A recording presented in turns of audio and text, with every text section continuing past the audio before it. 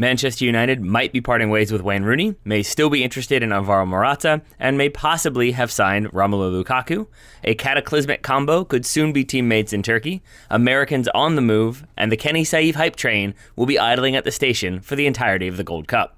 It's Thursday, July 6, 2017, which means happy birthday to former Stoke throw-in specialist Rory Delap. From Dirty Tackle, Howler Magazine, and the Total Soccer Show, this is The Goalmouth, your daily serving of bite-sized soccer news. I'm Taylor Rockwell. Now let's start with the stories that are hot. The transfer rumor mill. Up first, Wayne Rooney could be exchanging the occasionally blue jerseys of Manchester United for the consistently blue jerseys of Everton. According to the BBC, quote, "There's increased momentum behind a deal to take Rooney back to Goodison Park. That has now taken the form of face-to-face discussions. However, as yet, no deal has been agreed for the 31-year-old and other clubs are interested," end quote. Two reasons why this deal might take a little while to get done. Number one, Wayne Rooney's wage bill. Number two, a man known as Romelu Lukaku. If you combine those two ideas, you get the idea that maybe Wayne Rooney is being used as a bargaining chip in an effort to hijack Chelsea's move for Lukaku. Initial reports claim that Everton were holding out for a world record bid of £100 million for their star striker. It was also reported that the Red Devils were, quote, even willing to sweeten the deal by paying for part of Rooney's lofty wages, likely to be about £180,000 per week, in essence a £9.36 million payoff. Then Everton were prepared to offer £150,000 per week of their own, end quote. So we once again see the negotiating skills of United Chief Executive Ed Woodward. You want Rooney? Fine, but only if you let us pay the majority of his wages and break the world record transfer fee for a player that probably doesn't merit that fee. Genius.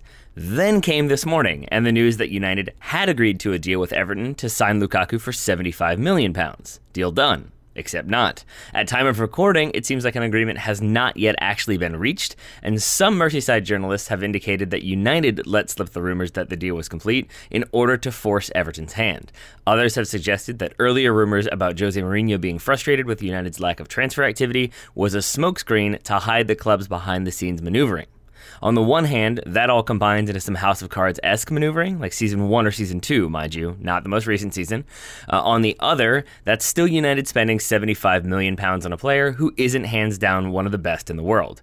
In fact, not to be cynical, but if we go back to the most recent season of House of Cards, not trying to spoil anything, but basically this feels like, this is my plan. My plan has failed.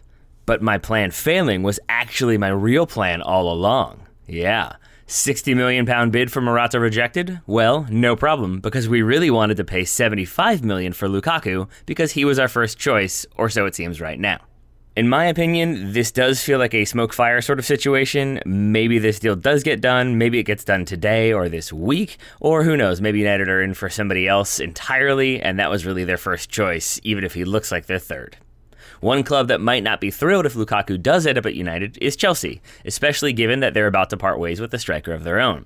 Reports out of Spain suggest that former Atletico Madrid forward Diego Costa could soon be current Atletico Madrid forward Diego Costa, as the Spaniard looks set to depart Chelsea for Atletico Madrid. Shock of all shocks. However, given that Atletico aren't allowed to register players until January of 2018, there are also rumors that Costa could go out on loan to Besiktas for the first half of the season, which would mean he would be teammates with Pepe. As George told you yesterday, the Real Madrid and Portugal defender joined the Turkish champions on a 3-year deal. I'll just give you a moment to ponder a future in which Pepe and Diego Costa are on the same team. I pity their potential Turkish Super League foes. Sticking with transfer news, we also have an American on the move. Two Americans, actually. Earlier in the week, I believe Danny Williams, the American midfielder, moved from Reading on a free to Huddersfield on a 2-year deal, so some Premier League for him. Now we have news of Perry Kitchen. It's been a weird 16 months for the 25-year-old midfielder. He turned down a designated player contract from DC United to sign with Scottish Premier League side Heart of Midlothian in March of 2016. In September, he was named club captain. He then lost his starting spot midway through the season, as well as the captaincy at the conclusion of the campaign. Now he's signed for Randers, not Rangers, mind you, Randers, who finished 7th in the Danish Superliga last year. It's tough to know what to make of this move because the Danish league isn't as high profile as the Scottish Premier League, but it's also definitely more competitive from top to bottom. One thing is for certain though, it beats having to play that possible Costa-Pepe partnership twice a year, so maybe Perry Kitchen has done well to avoid Turkey. And finally, we have an update from the Gold Cup. The USA will play its first game of that tournament on Saturday against Panama, but one man who won't be there is Kenny Saief, who only recently became eligible to play for the United States after his one-time switch from Israel was approved. Many US fans were excited to see what the winger would bring to the table, but probably won't be thrilled that the answer to that question appears to be hamstring injuries. According to a US soccer press release, quote, having made his US men's national team debut in Saturday's 2-1 friendly win against Ghana, Saief has been sidelined with a groin injury that rules him out of the Confederation Championship, end quote. In a move that is certain to excite people named Chris Pontius, US coach Bruce Arena replaced Saief on the roster with Philadelphia midfielder Chris Pontius.